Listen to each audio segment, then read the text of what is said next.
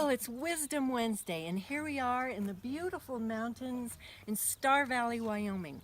And we're with family whom we love, and we're having a wonderful time. And it's the 4th of July, so we're grateful for our country, we're grateful for our family, we're grateful to be in this beautiful place. It was a dark and stormy night. That's my intro. And then we go from that to murder! All right, I'm done. Okay. All right, here's your wisdom. Take time out to enjoy God's creations. All right. I like that one. Yeah, that's a good one. Don't fall down on the trail or off your ladder. Or cow pies.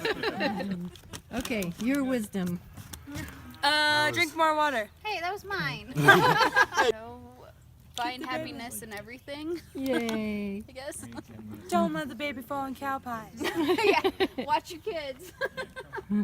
What is your wisdom for this Wednesday? Drink more water. Hey, not mine. Oh, you said that? Yeah, Oh, man. a new one.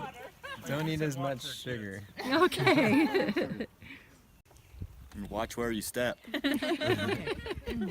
Okay, appear bigger than the cow. Boo! Especially those cows. So I hope you're having a wonderful day, and I hope you've enjoyed our wisdom for today.